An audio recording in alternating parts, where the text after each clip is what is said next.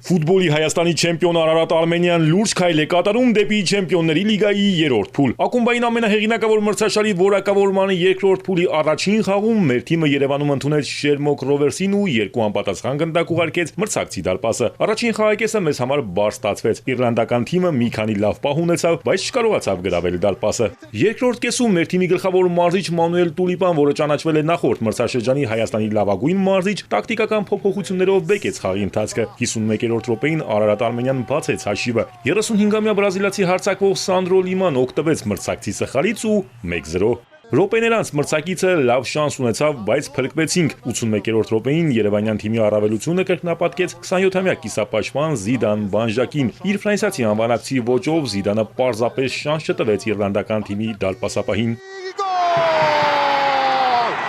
Զիդան Բանժակի 2-0։ Թիմի մարզիչը խաղից հետո ասաց, որ տղաները հստակ կատարեցին բոլոր առաջադրանքները։ Ուրախ եմ այս հաղթանակի համար, ես չեմ սիրում պարտվել, մրցակցի խաղը շատ լավ էինք ուսումնասիրել։ Առաջին խաղակեսում նրանք լավ դասավորությամբ էին խաղում, բայց երկրորդում այնպիսի փոփոխությունների գնացինք, որ մրցակցին ստիպեցինք փոխել իր տակտիկան։ Մարտավարական տեսանկյունից շատ լավ հանդիպում ստացվեց։ Մանուել Տուլիպայի խոսքով Դուբլինում հեշտ խաղ չի սպասվում։ Մրցակիցն իր որակները ցույց տվեց նաև Երևանում։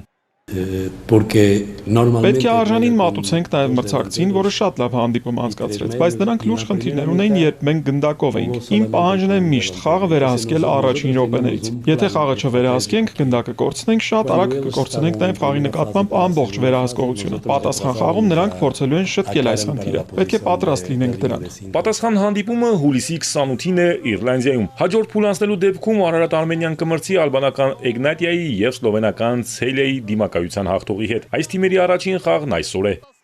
Արամ Մանուկյան, Էպիկենտրոն։